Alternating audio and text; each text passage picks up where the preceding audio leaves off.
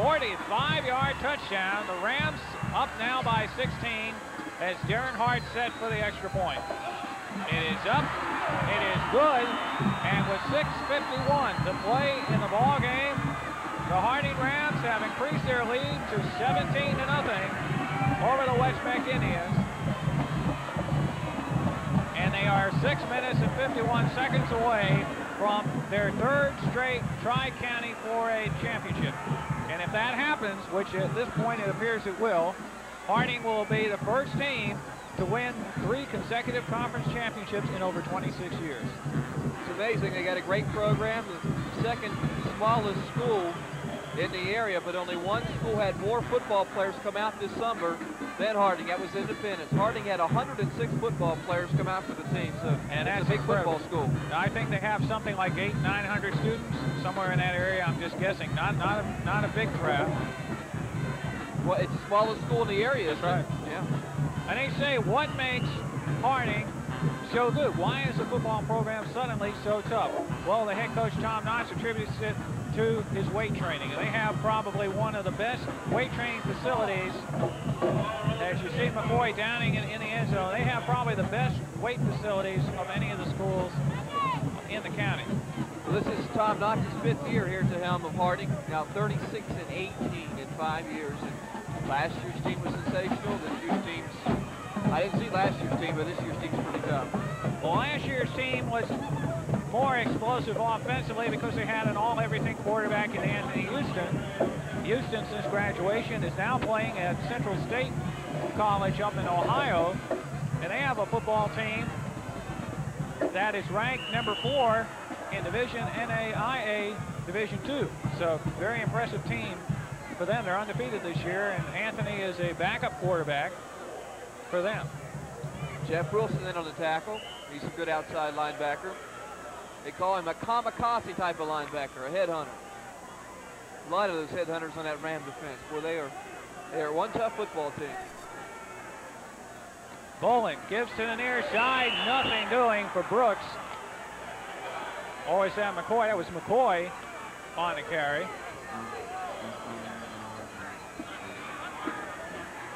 Another play by Vincent Guy. He's been in the backfield all night long. You know, last year, West Mecklenburg had a pretty good quarterback of their own rights, Derek McGowan, who is quite a scrambler, as you see the replay there. And he was recruited by North Carolina State, but because of grade situation, was not able to go to state. Instead, he went to South Carolina State, and reportedly doing pretty good down there. They have a good program. Hey, man, far out. Wow. Hey, man. Down in Orangeburg, South Carolina. Still 5 minutes, 48 seconds left in the game. You see the penalty call against Harding. Doesn't mean much right now, but you would have asked head coach Todd Moss before the game, the head coach of Harding, if they were going to be penalized 95 yards tonight, which they have been. I think he would have been a little uneasy about the outcome of the ball game. There have been some big penalties. I mean, some big ones. 4 of the penalties have given West Meck first downs, but they've still shut him out at 17-0 with 5:48 to go here in the 4th quarter, and we'll be back right after this.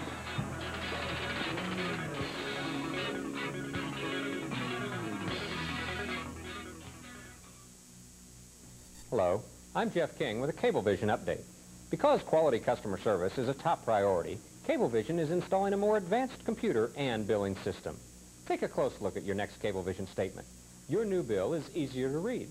There's an account summary that tells you the due date, prior balance, credits, and current balance. Simplifying your bill is only one way we are improving our already high standards in customer service. I'm Jeff King, and this has been a Cablevision update. And we're back here at Harding High School. Jeff Harlow along with Randy Lee. And a 17-0 score. There is next week's Hometown Cable 3 Game of the Week. We go to West Mecklenburg. And the Indians playing at home against the North Mecklenburg Vikings in a game that West Meck will hope to reach the playoffs for the first time in. Well, this time, quarterback Maceo Bolin goes back, and number 78, Darnell Gray, is all over him. Darrell Gray, I'm sorry. And he has played an outstanding football game for these Rams tonight. He's as good as defensive lineman as I have seen in these telecasts this year. He's just overpowering. 6'3", 285. There's no one that can handle him on the West Meck side of things. 4th down now. They're down 17-0, so basically, well, they're going to punt it away. Brian Beatty is set back to punt now. Whether you believe they're going to punt it here or not, let's see. We've had a bad night punting, but he gets a good one off here. No one back to receive, so it's going to take a nice roll. A very nice roll. All the way down and out of bounds at the 25-yard line. 45 yards on the punt, Jeff. Not bad at all. So Harding has the football at that point. They lead 17-0. As we just showed you, next week's game at West Meck, the Indians play at home against North Meck. Of course, a lot depends on the outcome of tonight's game between West Charlotte and North Meck as to just how important a game that's going to be next week. But if North Meck defeats West Charlotte tonight, they stay very much alive for the playoff hope. If they can beat West Meck, they can be in and put West Meck in a situation where they have to rely on the luck of the draw to get to the playoffs. So the Indians will be hoping for a loss by North tonight, but that should be an interesting ball game next week. They'd love to celebrate before the home crowd the first ever trip to the playoffs for the West Meck Indians. So we'll see if they can do it next week. And they have a fine football team. They're just playing a team right now that's stronger, quicker, and better. That's all it is to it. And I think everyone, even the head coach of West Mecklenburg, Jim Hambacher, I think he openly stated that in the paper. He goes, hey, Harding has more talent than we have. Some of the teams we played this year have had more talent than we have. I think that Harding has the best talent of anybody in the city. They're right up there on an even scale, I think, with Ashbrook. In fact, I think it'd be really interesting to see those two teams go head-to-head. Byers gets the call on 2nd down and 4. He's got enough for the first down, but there is a flag down on the play.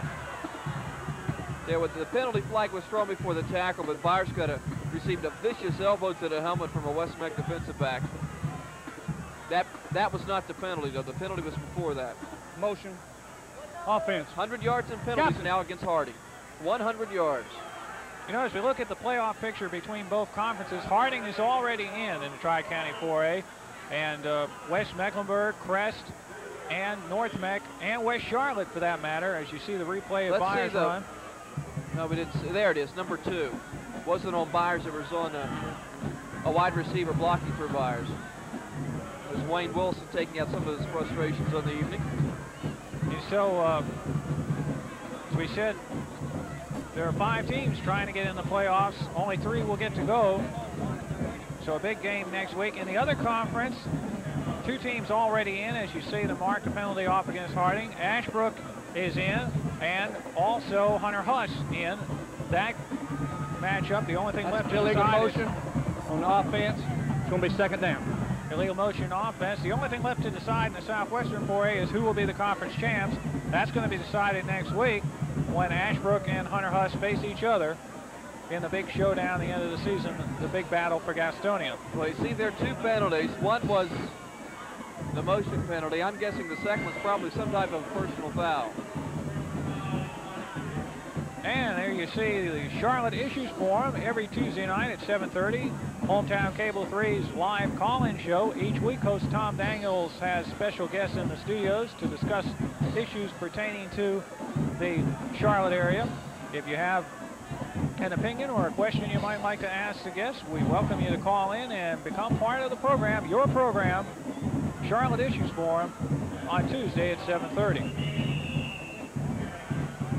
That time, the run not netting very much for the Rams. We talk about number 1 and number 2 teams in the Southwestern 4A. The number 3 team is where the interesting thing comes in. All year long, it's been the East Meck Eagles occupying that position. But if you can remember back to a lonely day in October, or September rather, when they lost to the Independence Patriots, a game it appeared they had won until the final minutes. 2 touchdowns occurring, Independence squeaking out the victory, as you see Coach Tom Knox of Harding. Well, Independence needs only to win next week against South Mecklenburg, and they have a chance to bump East Meck out. The only way East Meck can prevent that from happening is if they can pull 2 wins the remaining 2 games. That means winning tonight against Ashbrook at Ashbrook, which is almost impossible, and then beating Garinger next week, which is more likely. So that race could shape up very well. What makes it interesting is it appears the Harding Rams are going to win this game Harding will win the conference. They will be an automatic bid in the playoffs as they punt the football away. They will play in the first round of the playoffs the number 3 seed from the Southwestern 4A. So it's either going to be the East Meck Eagles possibly or the Independence Patriots, which right now looks like more favorable for them to get there. That game will most likely be played in Memorial Stadium, but we'll have to wait and see on the official ruling on that. But last year in the playoffs, because of the seating facilities, it was decided to play the games at Memorial Stadium. So we'll probably see that reoccur again this year. But the Rams will face number 3 from the Southwestern 4A in the first round of the playoffs in 2 weeks. Well, Boland's pass thrown short. His receiver cut down. So the pass is incomplete. Michael Barber on that physical type of play out there on the flat. West Meck has a lot of things to think about in the future, and one thing is you're looking at him right here, the quarterback, Maceo Boland. He's only a freshman. Only a freshman starting for a 7-1 football team. Now, he hasn't started all year. You remember that Wayne Watson, number 10, started the game we saw earlier against Geringer. So Boland has only started, I think, 2 games, but he has been very effective in both games. Here he completes a pass to Presley Herron, who has been the big star for West Meck. That has been the pass-catch combination. Boland to Herron. That time it works, but